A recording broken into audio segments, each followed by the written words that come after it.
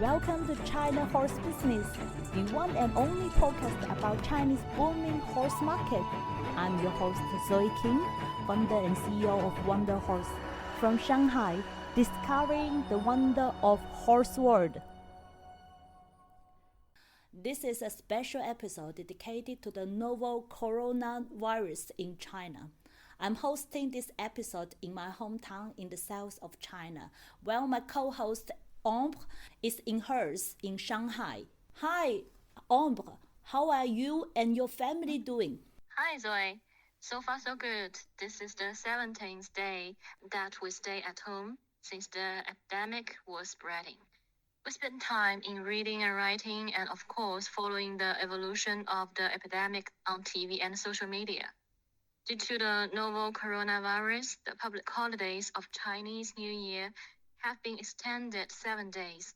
So today is technically the first day that most of the companies in Shanghai start to work.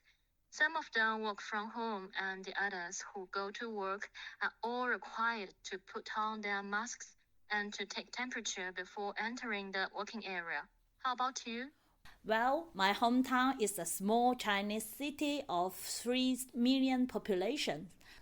Thank God we have so far only 5 confirmed cases of novel coronavirus, and 3 of them have been occurred.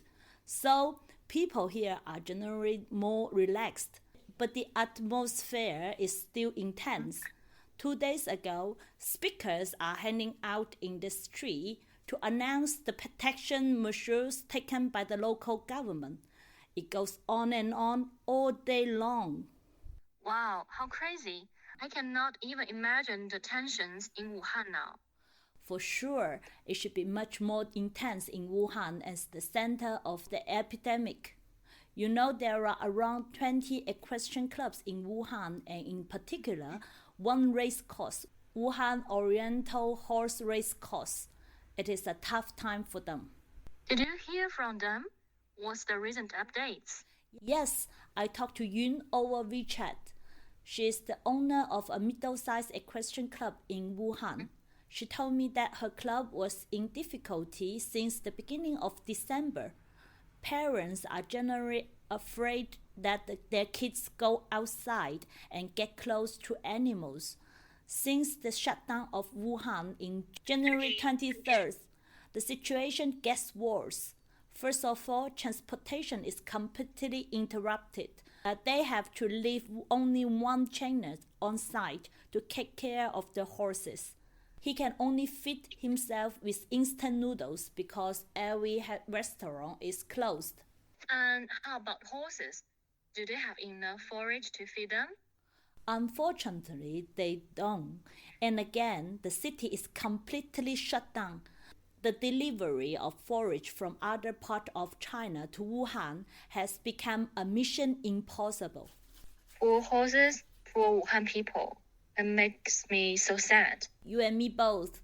But the good news is the Ministry of Agriculture has recently released a decree saying that the transportation of all feeds and forage for agricultural use should be restored as soon as possible.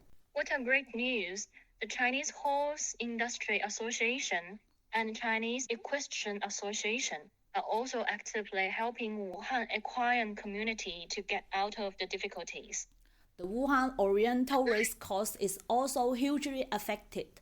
This is the leading race course in China with hundreds of horses in training.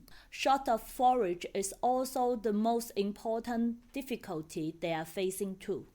I saw on the news that the foreign trainer in Wuhan race course, Ray Severio, has chosen not to leave Wuhan, but staying with his Chinese colleagues and horses. He said, I have confidence in Chinese government and I love my job. I will stand alongside my Chinese friends and Wuhan.